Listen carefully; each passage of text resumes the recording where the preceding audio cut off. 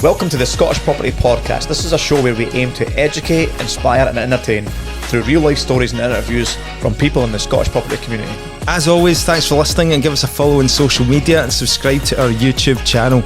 Remember to join us at our monthly networking events on the first Wednesday of every month. Tickets are available on our website. So without further ado, we'll just cut straight into this week's podcast. Welcome to the Scottish Property Podcast. Neil Dymock from Dymock Properties. Thanks for joining us, mate. Well, thanks for having us.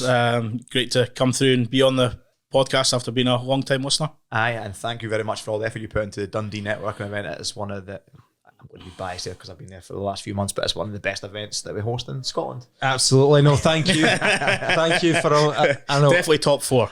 Definitely top four, yeah. No, you do a great job there, and obviously you'd built it up with Kessler as well, who's buggered off to Dubai, so shout out to Kessler as well. Do you know what? But Kessler has been video conferencing, and he's been sending a video market update off the mortgage market update. So Kessler is actually still present at the Dundee networking event. Yeah. Nice one. He was told by Nick that Nick was going to be putting aside a budget for him to do a hologram similar to like the ABBA tours, things like that. So we've certainly been telling all our delegates that that's what's going to be happening. So thanks, shout out to you, Nick, for putting the budget out for that. We're trying to find the budget to go and visit him out in Dubai. So trying to find the budget to come out of Glasgow to Dundee. That's right. Fuel costs. No, Kessler's brilliant. I mean, it's his. Let's be honest. He's built up the network and the crowd over a long period of time. So it was natural for me to come in and it was really easy. Steal all his limelight, and carry on from there. So it was good. But it's good, and do you know what? It's good having someone that with your stature and experience in a Dundee market to actually run with that, because you need it. You need that localized knowledge.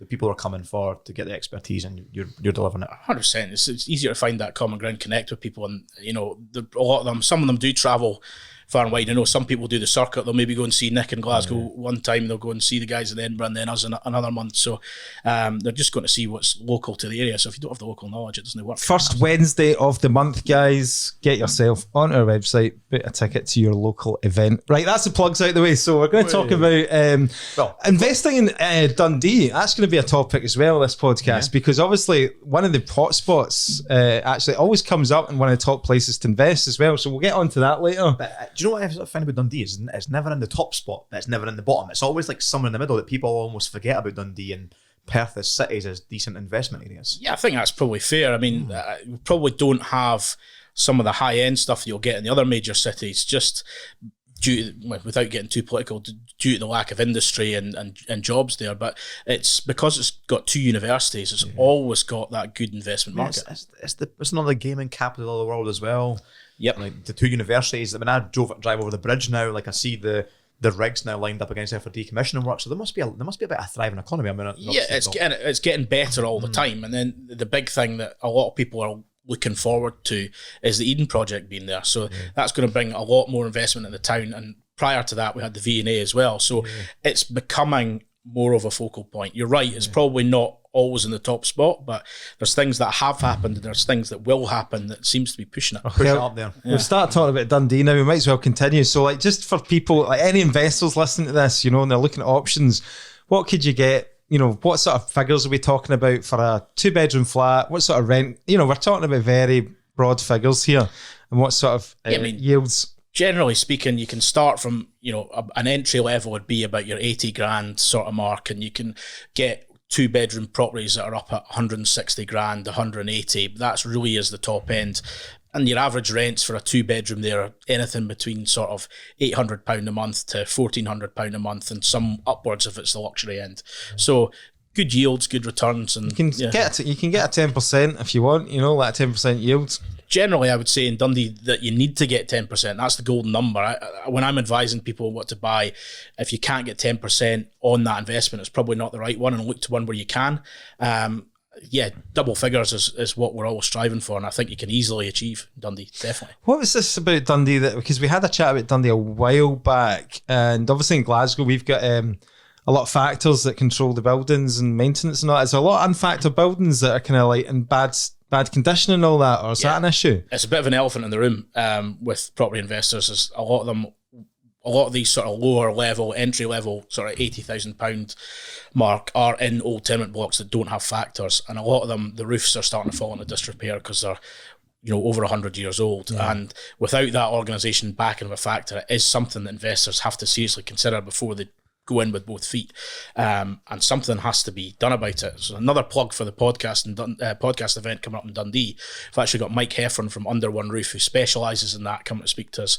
And I think it will be prevalent in Dundee because of the lack of factors. Yeah, it's an interesting point though, because as investors, I suppose we go in looking at the high level numbers, and then to get the right yield or the right cash flow, we're going, oh fuck, it's got a factor. Nah, I didn't really like that block. But as you say, looking at the bigger picture, if the property's 100 years old and the roofing and communal areas have not had much repair over the years, it's going to come back and bite you. And 30 grand roof repair between 8, and it soon erodes into your figures anyway. Yeah, we had a client recently who bought it was through a sourcer. It was in the auction, and they got hit with an £18,000 bill, property in Glasgow, for the roofing and rendering works. And it was put in the auction for, obviously looking back at it now, when you look at the timeline and the dates, the previous owner obviously got the word that they were going to do these works, and it was majority council controlled in the block, so they just power ahead with it. Do you know what I mean? And there might be like 1 or 2 privately owned within it, but because the council have got the majority, they just steam ahead with it. And that's I mean, that's well played to the guy that's fast hands and got rid of it. But I get what you're saying. That's an absolute blow. And always look at the small print. But in my experience with council driven communal repairs, they normally get organised fairly well, and it'll be 5, 10, 15% more expensive. But we top tip to people who find themselves in that scenario, which I have in the past through my agency, is speak to the council and go, look, I can't really afford that in one go. And the council are more often than not able to go, right, well, we'll set up a payment plan for you, and interest free as well. But now, I'm not saying that will happen, but if you're shy boys get nice sweets, as my granny would say. So speak to them and go, look, that's the situation. Happy for it to go ahead. You want it to go ahead. It's for the benefit of everyone. But how about I pay this over 6 months or 12 even months? Years. Or 12 years, I think this one that we're dealing with, I think they're saying interest free over a few years. Yeah, so that is obviously good. And you would think hopefully long term it will benefit in terms of the value. Obviously in the short term it's a bit of a blow. But that you do get a grants available as well. Yeah, that's another thing for listeners. I think this one comes with a potential 35% grant. But then you look at it. You've talked about this. You've talked about this as well before. Approved to suppliers, the suppliers and the prices that they come in with. You've also got to tick a few boxes, right? There's a lot of bureaucracy comes with it, so you've got to fill out the appropriate forms and so on and so forth. And also sometimes they'll charge about 15 grand for the privilege of doing. Yeah, absolutely. But also I've had some landlords in Dundee specifically who've been turned down for grants because they're seen as a career landlord. So maybe for your one-off landlord or your accidental landlord, for example, they'll probably get the grants, but multiple property owners sometimes don't qualify for that. That's interesting. You're a rugby guy, aren't you? I am, yeah. What's your playing history in rugby? What sort of level did you play at? I've played Scottish Premiership level. Right, cool. So shout out to John Cox, who's another guy who's played at that level as well. But Scottish amateur level as well. So that's club level. The way Scottish rugby is structured is it's Premiership. Then it used to be the Club 15, and then you'd have Edinburgh and Glasgow guys. Some guys would sometimes move from the Club International up into Edinburgh and Glasgow, and then you've got National.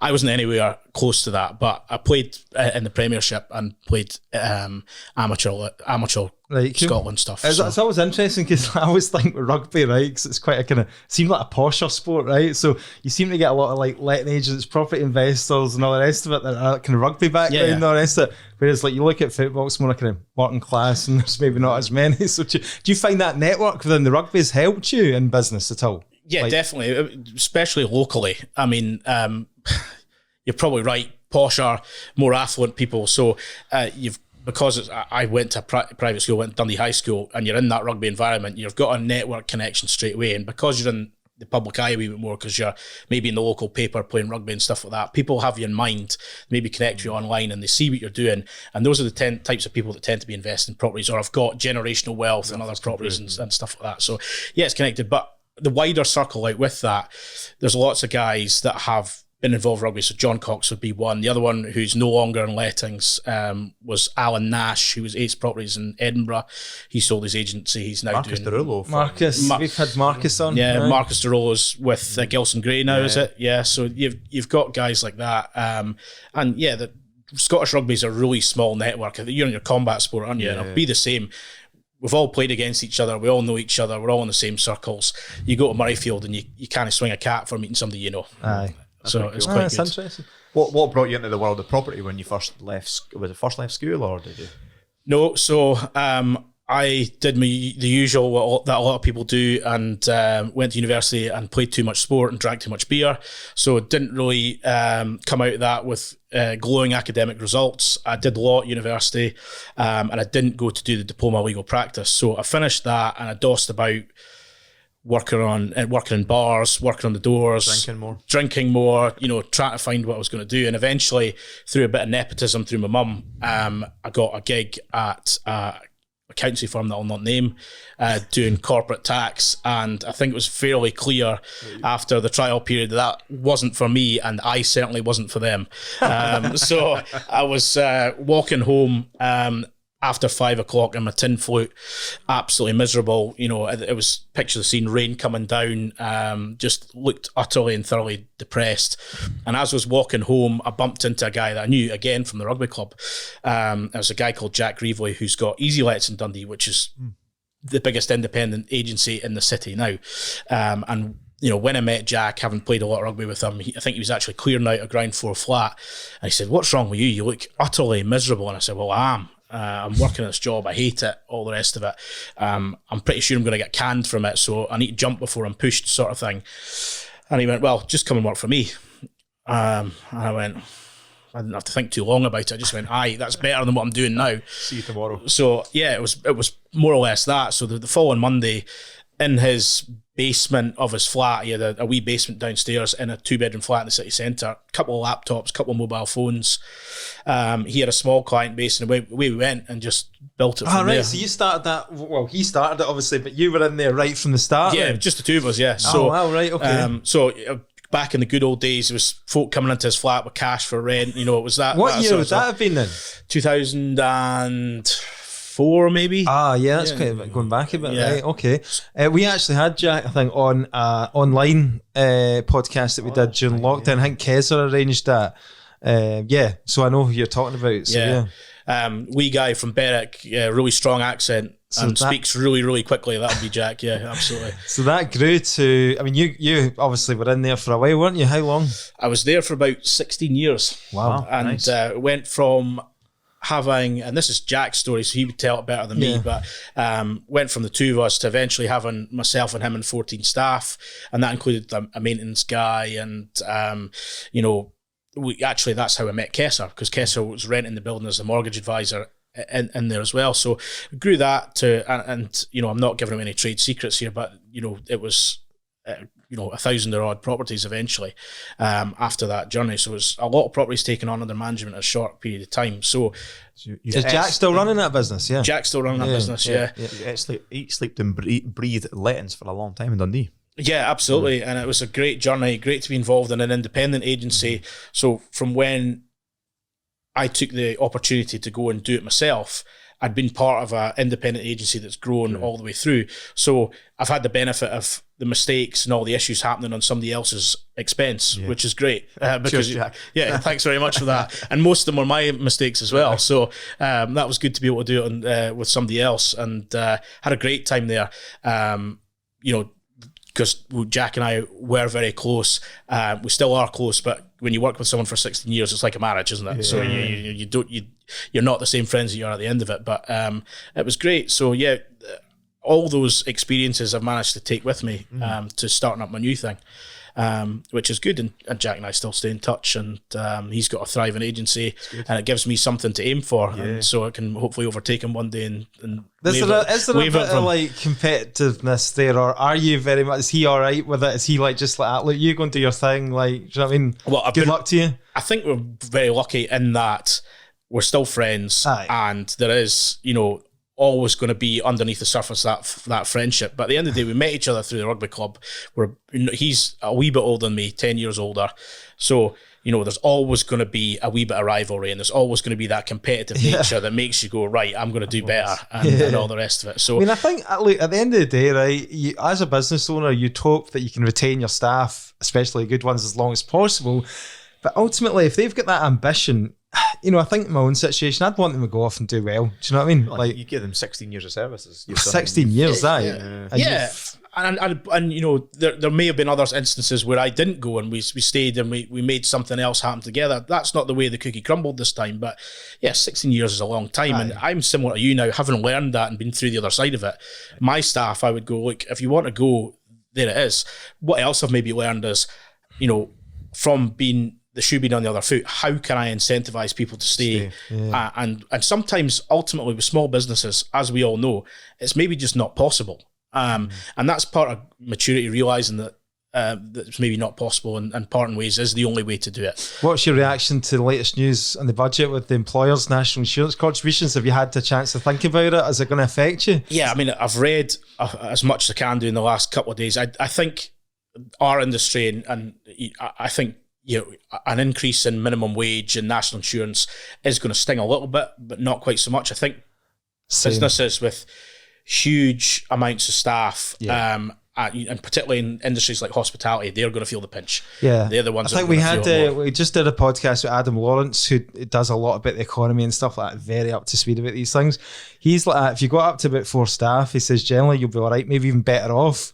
And I actually did the calculations. I'm actually going to be better off. But once you get, to like 10, maybe 10 staff above, then he says it's going to start taking a hit. If you've got 100 staff and you're a small, medium-sized business, then I think they're going to really struggle. I look at local cafes and things like that where they've got maybe 6, 7, 8 staff. That's going to hurt them a little bit. But the other aspect of it, which I'm not going to be pretending to be clever enough to predict, but normally you worry about inflation as well, with that sort of thing. So time will tell. I don't think that part of it is particularly concerning. The other thing that people were questioning me about, and I'm sure you guys have had the same thing, is a lot of people going, oh, what about this increase from 3% to 5%? And you're going, look, that's England and Northern Ireland. We've had 6% for a long time now. So, that's actually maybe good for us, for investors that maybe focused on England and Northern Ireland might go, right, well, go back to Scotland. It's better value for Scotland. As property investors, things have not really changed for us. Not really. No. I think it does level the playing field that people, like you say, people that were either in Scotland looking to go, do you know, I'm going to invest in England because we've got 3%, or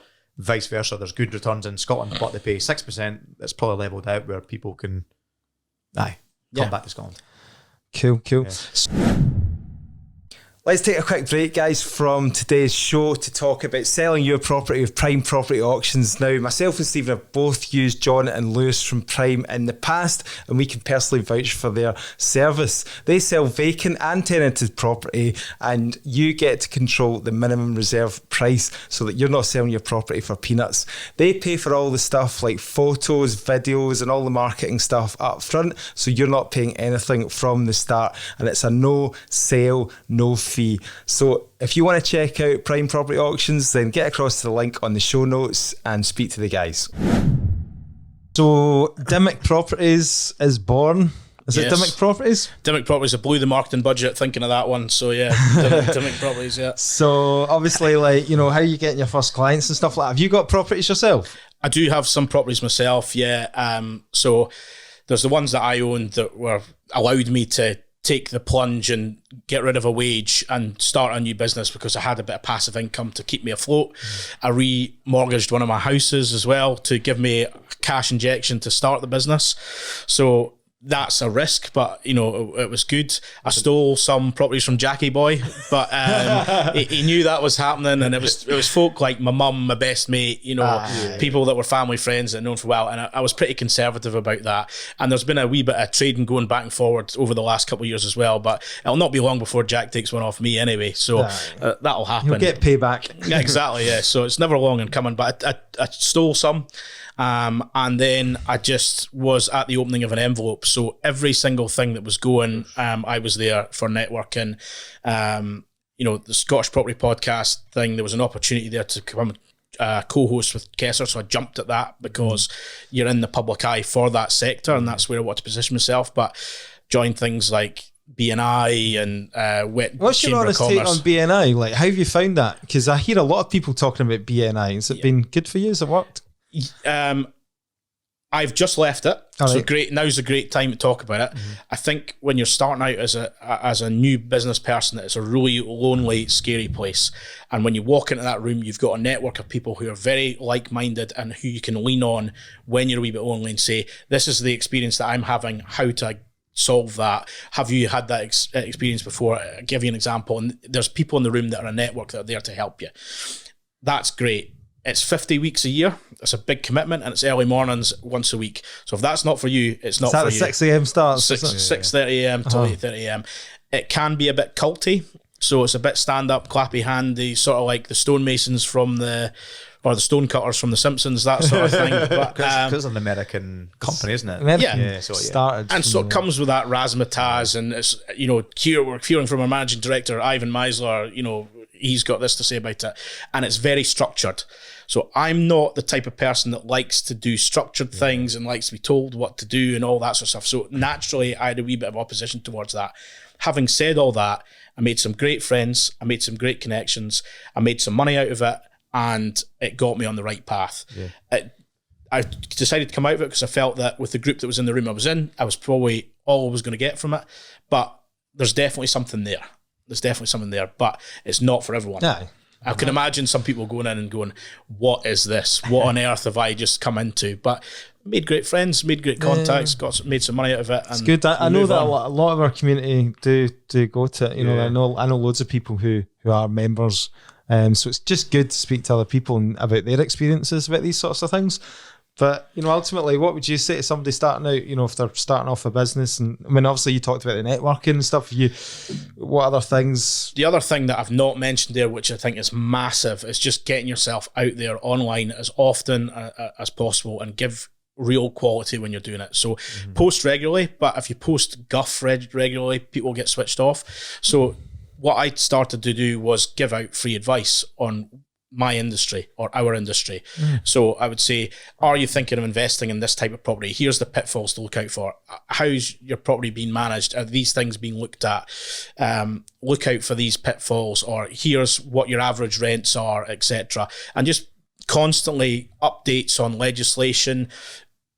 You can look at it both ways. When I started, there was quite a few curveballs thrown in there with COVID Act and the cost of living bill and stuff like that, and people were really nervous about it, and they didn't know what the facts were a lot of the time. So that was helpful for me to go out and say, here's an authority figure on it, and getting the right information and putting it out there. This is what 90% of people that are asking me about it are concerned about. Here's their question, and here's my answer to it. And when you position yourself online to be knowledgeable, okay, some people will take that and they'll use it themselves and they'll self-manage. You're always going to get that. But some of them will go, "That guy knows what he's talking about. Why am I trying to keep up to date with it? Well, not just give it to him." Trust him. Yeah. There you go. And so that was the other element of it.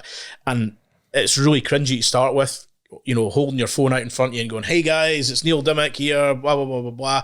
But once you do it more and more and more, and people see you and they trust you, then it works. Those that don't do it won't get the benefits of it. That's it. And other than that, the only other stuff that I've done is, supporting local events with a banner or, advertising space, like a kids ice hockey match, or, a local AstroTurf, you put a sign up, and, that sort of stuff isn't going to generate a lot of business, but as part of the whole, Brand and just awareness and getting yourself out there, that's the other stuff that I've done. And also it makes me feel good about myself giving back to the community in certain things.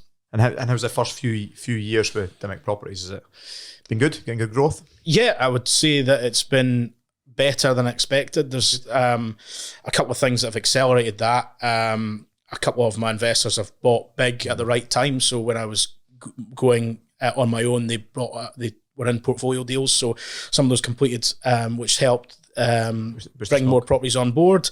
Also went through an acquisition just before April. So another local agent that I'd known for a few years, having done the let well qualifications with them at the same time, was looking to retire a little bit earlier than they'd hoped.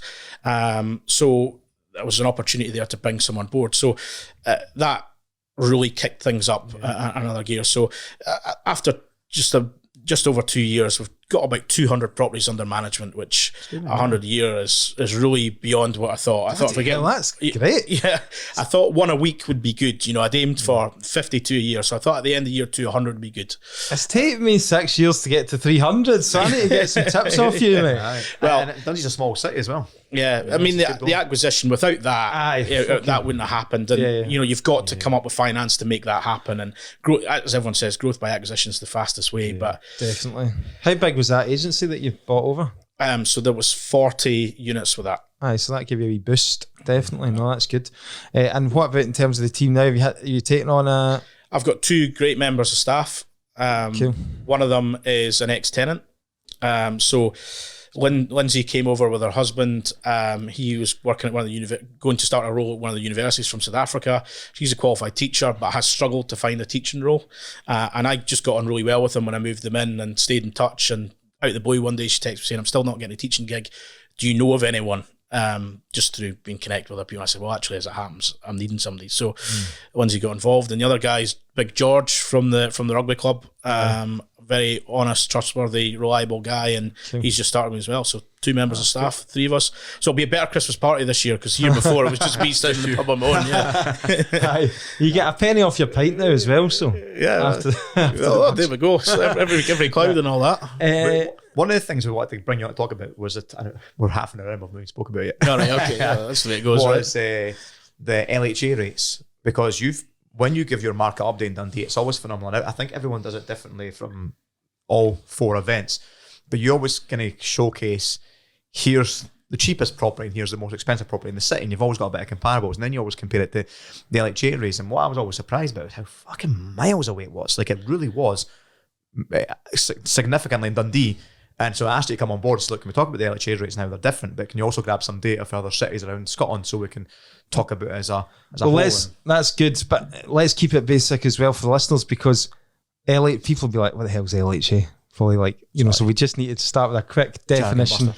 So well, thanks for that, Stephen. The reason that I do that is because it's easy for these events for people to stand up and just for me to sell myself and my product, and that's not what it's about. It's about giving people value and letting them learn and hopefully come away with something. So as you say, Nick, what is LHA? Local housing allowance rate. So that is if you are needing help with your housing cost and you apply through universal credit, it's the amount of the maximum amount of money that you may be awarded to help with your housing costs, and that is fairly different across different councils. So the maximum amount you'll be awarded in Dundee will be different from Edinburgh, and there's reasons for that. They're very different markets. The average income is different in both cities, and so on and so forth.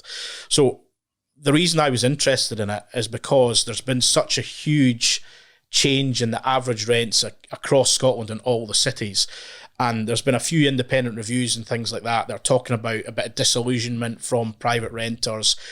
We're also being told there's a housing crisis. We've finally admitted that. So I just wanted to have a look, because I didn't think anyone was really talking about what the real impact of the average rent increases was going to be. So a bit of amateur sleuthing and a bit of amateur statistics. I just went. It's got a spreadsheet. Got my spreadsheet, about what the difference is. So I always, looking at it Dundee centric, you've got your local housing allowance rates, and they split it up for bedrooms. So you've got shared accommodation costs, which I'll not touch on because I think that's not relevant to a lot of people. But your 1 bedroom rate. So I'll give you an example. In Lothian, which includes Edinburgh, you've got £750 a month that you could be awarded maximum for your cost of housing for a 1 bedroom. These are people that are claiming benefits on universal credit, and this is the maximum for a 1 bedroom flat. That's what they could be awarded solely for their housing costs, out with anything else they're claiming through universal credit. £750 a month. Yeah. Okay. So that's Edinburgh, Aberdeen 475, Dundee 400, and Greater Glasgow 695. Okay. So the reason that I think that's relevant is if you look at the average rental costs for 1 bedrooms. So Edinburgh, the LHA rate is 750. The average cost of a 1 bedroom property in Edinburgh is £1,106 per month. Some difference. Where are you taking that data from for the average rents? Is that so? The average rents is taken from CityLets. So if anyone wants to go and fact check me or do their own research, then it's all there on CityLets. This is from the third quarter of 2024. Okay. So it's as up to date as it can be. Yeah. And the LHA rates, as we talked about off air, have just changed in April this year. So they're very new and they're very relevant, and they have tried to bring up closer to what the average rents are. But because the average rents have run away so significantly, there is quite a difference. So in Edinburgh, for example, in one bedrooms, that's £356 difference between what the LHA rate will pay and what the average is. So to afford an average property, if you're on housing benefit of any kind, you'll have to find another 47% of what they're awarding you on top of that just to get an average property. And that just isn't going to happen. It's not going to happen. What that then means is that people who are on a low income and can't afford to find that extra 47% will then have to go for something below average. And what is below average, on the whole, tends to be non-compliant properties or below tolerable standard or below repairing standard, and that just perpetuates into... Are these still around? I mean, I know because I think everyone we get on and we speak to the events is everyone's got their properties in such a good condition that I don't see these, but I suppose as letting agents, I'm asking you guys, are these still around, these properties that are... 100%. Are they? And as an investor, you'll see that as well, Stephen, because when things come to the market under value... not as much now, though, like because of the compliance, you're not getting away with it. I think until such time that there is a regulated body that's going out there and policing it, it's going to still continue to happen. And that's not been addressed by the government either. The thing is, they're using photos from 10 years ago as well, so not updating the pictures is a big thing. That's one of the biggest feedback that we get from like tenants is, when we're doing viewings and stuff like that, is that people are like, oh yeah, this place looks amazing. You want to see some of the places that we have been to see, it looks nothing like the photos. Do you know what I mean? Because well, as registered letting agents, as you know, Nick, we get told we've got to make sure our adverts are accurate and up to date in photos, otherwise we can be referred to the Office of Fair Trading. Have you ever heard of anybody being referred to that? I never have, and we've been in it for a long time. Yeah, good point. So that's what I'm talking about, the regulation. And unfortunately, what it comes down to is somebody daubing on another person. Yeah. Now, it's not in my nature to daub on people. Snitches get stitches and all that sort of stuff. But there has to be a point where you go, we are championing the top end of the market. We're trying really hard to make properties compliant and to offer a service in a market that is in the state of emergency, according to the government. So we're there doing that. Can we get some support to make sure the other ones hold up their end of the bargain? But you can almost see where there's a marketplace for it. I mean, we've only just covered Edinburgh there, and you're £350 off a 1-bedroom flat. So if someone's in that position, they're needing a house, they're going to go to that slum landlord. Tell us some of the other stats then. Just run through for the one. We'll just stick to one bed because we don't want to complicate it. In Aberdeen, 475 is what you're likely to be awarded for LHA. That's the top end of that. And the average 1-bedroom price is £562. So that's not quite as big a jump as Edinburgh. It's £87 different. And it represents an 18% above the LHA rate that you've got to find. So possibly a little bit more palatable. But again, if you're talking about low-income families, that is a lot. You've to find that extra. Especially the way inflation's gone as well and price, cost of living. Okay, inflation's come down now, but still, people that are on that kind of income and relying on benefits, they're not finding that extra money anywhere. That's not coming from, I suppose, other benefits. Addition to that, I'm just trying to think of I've probably put the worst 1-bedroom flat. I've got my portfolio back on the market yesterday in Aberdeen. Yeah, what's that 40 price? grand flat, Orchard Road, just off King Street. Someone killed his girlfriend and committed suicide in it, so you can imagine the type of property I'm talking about right now. Shame, yeah.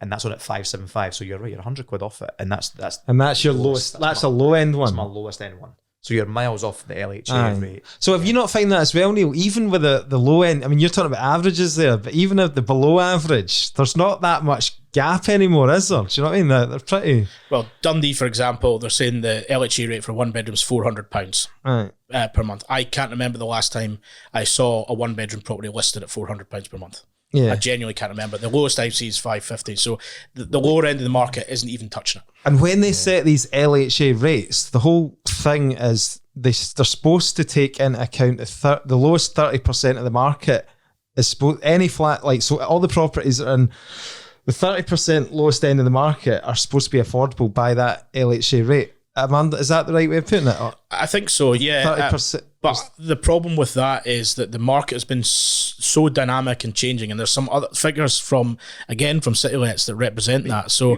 you're talking about dynamic market changing quickly, but like you say, when was the last time you seen one in Dundee at £400? So I'm wondering where I think the policymakers and the people that are making these are looking at static figures from a while ago. So if you look at the rent change across Scotland, so these are over the last 5 years, the average rents in Edinburgh have gone up by 39%, in Aberdeenshire 21%, in Dundee 48%, and in Glasgow 49%. Over how many years? 5. 5 years, yeah. So the annual figures are not quite as much. Glasgow's actually gone down. Yeah, it's gone down by 0.5%. So it's a dynamic marketplace. It's continually change, and it's ramped up exponentially. So I think that's to defend the policymakers a little bit. It must be difficult in that environment, but they are still way off the mark. Do you think people claiming universal credit and housing benefit should be in the private rented sector in the first place? Like, is it the right sector for them? But where else are they going? Because this is the reason why this was really highlighted to me when you brought these stats into the podcast. You'd also had a guy from the council, I think, came in, and I think he told you how many people stood up and spoke for you, but he said how many people were on the council waiting list in Dundee, and it was staggering. And you're going, they all need to go in the private rental sector to actually get a home, and you're actually miles off it in Dundee. That's exactly right, Stephen. I couldn't really put it better. There is a dearth of available housing, and that's part of the housing emergency. So that, coupled with some of the rent control legislation we've got, has meant that private landlords, as soon as the property becomes empty, have hiked the rent up. Yeah. And the demand is still there. So that's allowed them to do that, and it's allowed them to sustain it. Do you remember what he said was on the waiting list for Dundee? I don't remember. It was thousands, wasn't it? Thousands, and I remember you giving your stats saying, and here's the properties that are available in Dundee on the current rental market, and it was something like 48. Yeah. Like, what? Well, there's over 10. There's 10,000. I mean, we had the Labour Shadow Minister of Housing on, and we had some stats. It was over 10,000 children in temporary accommodation. And that's hotels, bed and breakfasts, temporary flats and stuff like that the council provide. It's not right. And part of the problem that I have being a service provider in housing in Scotland is that we seem to be castigated and cast into this role of, evil landlords and the evil letting agents and making money off hardworking people's backs. And there are people out there that are doing that, but we are trying to hold up our end of the sector because the government isn't doing their part. They need to put the spade in the ground. They need to start building more affordable social housing to help that out. And until such point that they're doing that, they should help us out, and they should not bring in things like rent controls and so on, because not even help us out, help the tenants out. Yes, because ultimately, what they've brought in is actually gone against them. It's actually benefited us as landlords. Yeah, we're doing all right because the rents have gone up so high. It's the tenants that are suffering. Absolutely, and these figures really highlight that. Absolutely, it's a good thing to highlight. Glad you've got the data there. It's solid data. What can they do? What can they do about it? And is it as simple as just putting the rate up again at the next review?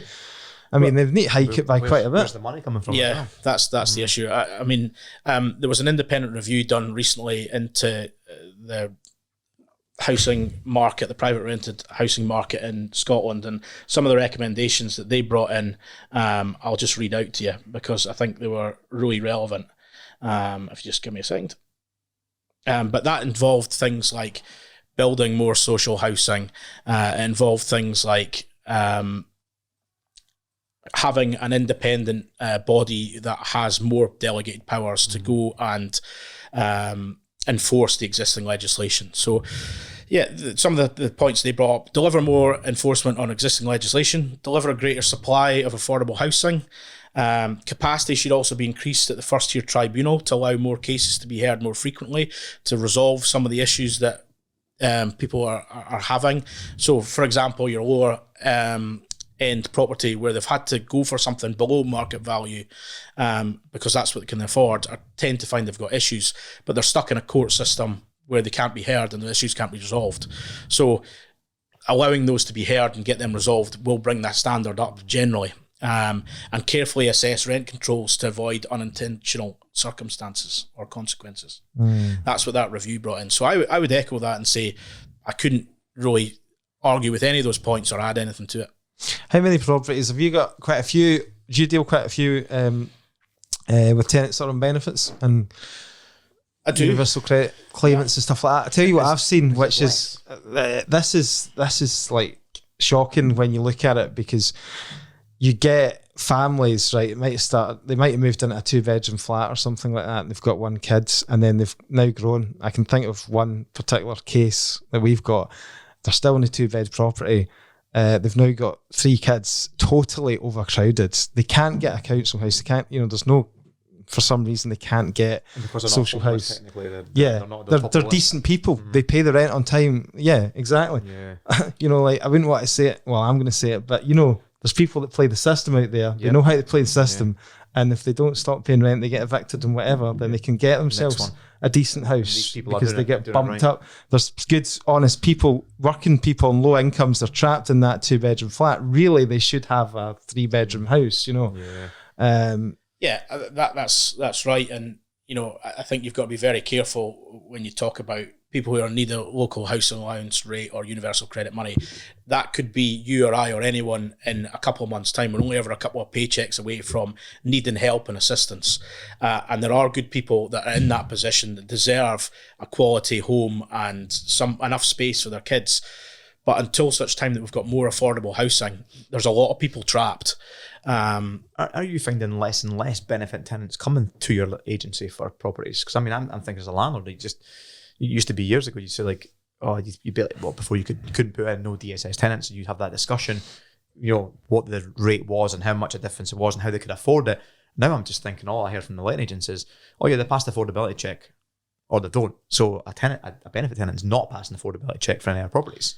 So it's almost like I've eliminated them from the portfolio, and unwillingly, because I'm obviously looking at it from a landlord's point of view. You guys potentially, sometimes potentially not. Local housing allowance rate is one part of someone's income. Yeah. They may have other supplementary income. Then that might also be through universal credit, through PIP or disability. Part-time working as well. Yeah, so there might, not every circumstance is the same. Black and white, yeah. And meeting affordability is really important. And, I think the price is the restrictive covenant there. I think that a lot of time people know what their household budget is and know what they can afford. So if they look at a property that's at a certain level, they won't even consider applying for it or looking at it. And that's the crux of the What's your affordability calculator out of interest for when you do reference checks? I tend to set it at 3 times the annual rent of the property as a general rule of thumb. Yeah, I think 3's definitely the way to go. So on comparison, just pull up Glasgow's 1-bed flat rate. What's the average 1-bed flat? So the average 1-bed flat in Glasgow is £695 per month. So times 8,300 times 3, you're 25 grand a year income, which is above basic, above minimum wage, isn't it? Minimum wage is about 22. Yeah. So yeah, it's above minimum wage. So yeah, to get an average 1-bedroom flat in Glasgow, you need to be making above minimum wage. It's quite tight, isn't it? Yeah, it's quite tight to afford that. But you can understand why there's been a drop-off in applicants into the private rented sector for tenants that are on benefits and all that as well, because they just can't, they reading out the figures there, they just can't afford it. So, can't afford it, but then you'd mentioned this before on previous podcasts. If you're getting, 50 people applying for a property, I know you can't diminish, you can't discriminate and say, no, they're on benefits, but if you're looking at the affordability and see someone's on a 40 grand a year salary or someone's getting topped up by benefits, the landlord or your agency is going to select surely the person that can afford it. At the end of the day, when there's so many people that are applying, you have to find the differential factor. And what is the differential factor? Might be that they've got a larger income so they can sustain more emergency financial issues and still be able to cover their rent. And although you can't discriminate, right, and you're not allowed to put no DSS and all that, which I think is a horrible term anyway, putting that, and I think that's just shit.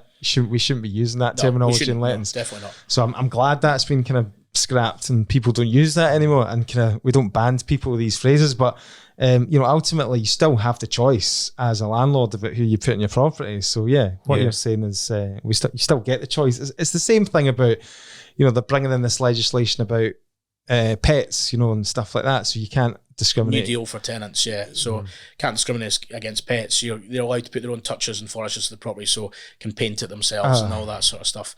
It's really interesting. Pets is one thing that comes up a lot in tenancy applications as well, and at the moment it might be a differential for a landlord to go, okay, we've got two people that want this property, one of them's got an Alsatian and the other doesn't. Well, it's less wear and tear, let's go for the couple without the Alsatian. Whereas that'll remove that. Do they have to, so can they not disclose it going forward then once that bill comes in place?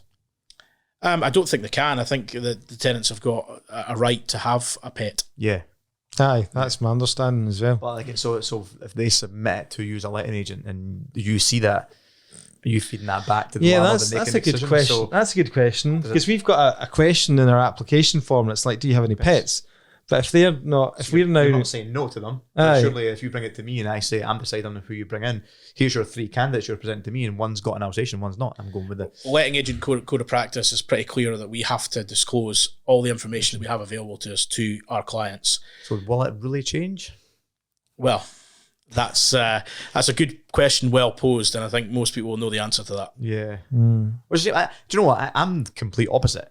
If somebody says to me, because especially through a mid-term of a tenancy, I really want to get a cat, or my dog, my sisters can't take a dog, I'm going to take it. Could we allow it? I say yes every time. I think because too many landlords get caught up in this stuff. My thing to that is, what does a pet equal? Stability, family, your home. So when I look at a cat at a home, I'm like, oh, they're going to stay long term. Yeah, crack on, have your pet. Or you say no to them and they really want a dog, are they going to then end their tenancy and move somewhere else? I'm sort of probably same minded as you, but every client is individual and every homeowner, every property owner is different. Yeah. So you give them the opportunity to have their point of view. My point of view would be similar to yourself. I think most people have pets in a family home now. And you also have to look at the type of property that you're renting out. Yeah. Is it a rural property? Aye. You're more likely than not to have someone in a rural property who wants to have a dog. Yeah. Also, it depends on that type of landlord as well, because if you're buying as an investor, and you're like that, right, you've got a portfolio and all this, but if that's been your home and you're very emotionally attached to that home and you're now renting it out, then you've got that kind of like, you don't. It's always a difficult conversation, Nick, isn't it? When you get a landlord who's emotionally attached to a property and you can see it, you almost have to have that pep talk with them to start with and say, this is no longer your home. So there's certain things that you would not allow fly that would.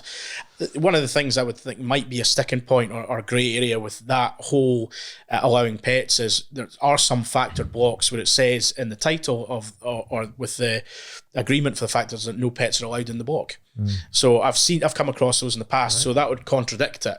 So what supersedes what? That's an interesting grey area. I've said it before. We should ban children before we ban dogs, because the amount of damage that kids do to a property. Crayons on the wall. I hope that clip gets put on social media. I mean, the state of my house, the walls, oh my God, up and down that stairs, dirty hands, stained, carpet stains, spillages. I think I would go further. I would say dog people over cat people as well, and say if you're a dog person, we're a dog person agency. If you're a cat person, that's a cat person agency. It's going to get controversial. Yeah. Dogs over cats every time. What about rabbits? Fucking hell. Oops, excuse the swearing.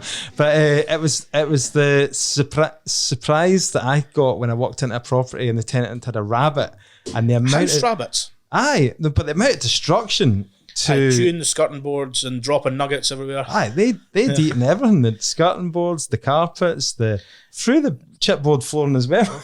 But we're old, Nick. This maybe is a new thing, but the house rabbit took me completely by surprise as well. Yeah. I walked in, there was a rabbit bouncing about, quite a nice flat, and I thought, and this is from a client that we were taking it on from to then rent it out for them. I thought, I've never seen a rabbit out with a cage in a property before. Is that meant to happen, or is it escaped, or walked in a sort of jailbreak type scenario? But no, it seems to be a thing. Aye. That's what my daughter keeps asking me for. So beware of the bunnies. Right. Definitely.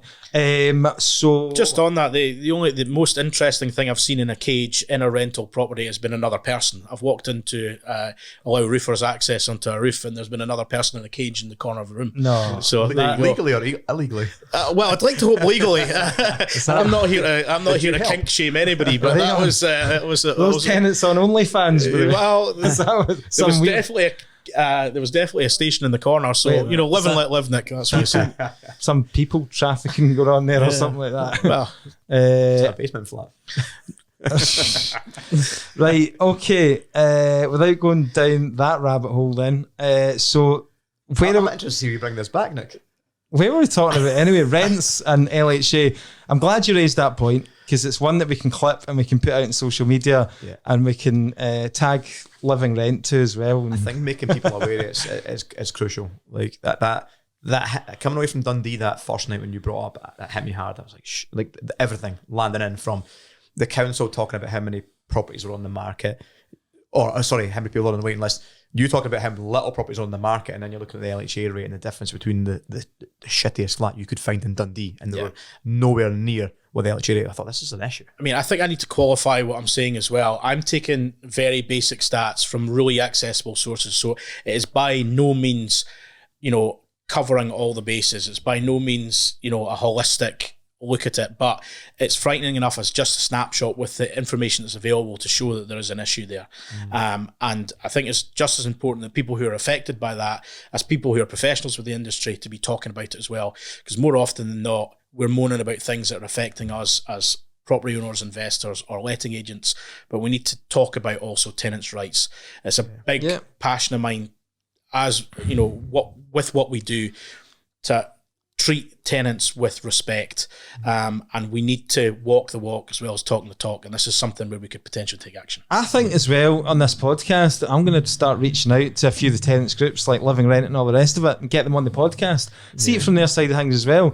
Okay, we're not going to agree on a lot of things, because if you look at their social media, it's all about demonising landlords, and they've got they have their stereotypical idea of a landlord as some guy, smoking a big fat cigar in the back of a yacht in the south of France. Ace Ventura's landlord. Yeah, exactly. That sort of stuff, and that's just the stuff they keep pumping out. And if I'm honest, it's hate speech, towards landlords, and it's not doing them any favours. With all these sort of things, I think it's important to have an open and honest dialogue and be able to accept where someone else's point of view, as you've already said, and accept where where your shortcomings are and your shortfalls are. But that needs to be reciprocal. It needs to be from both sides. So and extend that olive branch, Nick. And do you know what? I like the direction this, and I created a separate vision board for our property investors group, and I thought about something more recently. It was something that kind of ties into the podcast. But see, without strength in numbers, you don't have much of a voice. But if you've got groups of property investors in the podcast and listeners all fighting for the same thing to help change, that's when you can make a difference. And like you say, bringing on the other side or bringing on politicians, that's where we can actually make a bit of difference. The politicians, I think, has been good. So far we've had a couple of politicians on, but we're looking to get the... I thought this room was smelling a bit funny, actually. Like you mentioned that, They're actually, the ones we've had on have been decent. Really they've been decent, and they've not come away with too much, they're not just talking bullshit. They're actually, some of them have been talking sense. They care about it as well. So I think the next one is the housing minister. We get the housing minister on, and then obviously now, they keep saying about, the problem with the SNP is they keep blaming the UK government and saying, well, we're not getting the money. So that's why we've had to cut the affordable house building budget. This is why we're not able to build enough houses. They keep passing the buck. So maybe this latest announcement with the latest budget, the extra $3 billion, that'd be a good question to put to them now. Now, what's your excuse this time now? And why is this problem taking so long to fix? Right? They've identified it. They put their hands up and said there's a housing emergency. Why is it taking so long? See, if you look back in the 1960s when they start throwing up the new towns, East Kilbride, Cumbernauld, and all the rest of it, and they just created these Glenrothes. They just pumped and it went up at scale. It worked. Fast. So why can't they do the same thing? I'm like you, with that investment in housing and solving that kind of crisis, or at least, increasing the supply, it would just take away that pressure off of us as private landlords. And, it's like why are we just held up as the problem all the time, you know? Do you feel that as well? We're just... Absolutely. I think that's that in a nutshell is exactly what we're talking about. And the more social and affordable housing there is, the less sting there is on the private rental sector and blame and all the rest of it. Then there'll be the people that are in the private rental sector that can afford to be in the private rental sector, but right now they're trying to utilise it as a social housing. And it also has the knock-on effect of continuing to drive standards up in the private rental sector, because it then becomes more competitive to, to survive in that sector. At the moment, it's not difficult to survive in that sector as a private landlord if you can afford to enter it, because the demand is always there. As soon as you start to diminish that demand, you then have to make sure that you're front of the queue. So you make sure your property is well looked after, the close is nice, all these sort of things. When I first went to Aberdeen, I had to do that. Yeah. But the exact opposite. There's less need for that to happen, so that's why the rogues can still live there. They can still exist. Yeah. No, that's good, mate. Really appreciate the chat. Well, I could go on about this all day, but there's also not touched on the fact that obviously a lot of the pension funds and private investor funds now have said they're not coming anywhere near us in Scotland as well. So that doesn't help. But that's something again we need to challenge the politicians on and keep that conversation going. Thanks for coming in, Neil. Thank you very much. No, I really enjoyed it. Thanks for having me. Really appreciate it. I really enjoyed saying we need to extend the olive branch and have open and honest conversations and then slag off politicians in the next breath. So that was fun. you might not help us get them on. Yeah, no, I really appreciate it. As always, guys, thank you very much. Yeah, where can people reach out to you? I know they can come and see you the first Wednesday of every month in Dundee, but where else can they reach out to you and chat about Dundee market or any investment they want to do? Yeah, I'm, as we've said, very visible online. So it's Dymock Properties. You can get me on all your socials. I'm even on TikTok. I don't dance like Nick, but I am on there. But I told you about that. I've retired from the dancing. Yeah, I know, possibly a truffle shuffle or something like that. But bring back the truffle shuffle. The knees can't handle it anymore. Facebook, Instagram, LinkedIn, TikTok, you name it, I'm there. Brilliant. Properties. Thanks a lot, Neil. Cheers. All the best. Thanks very much.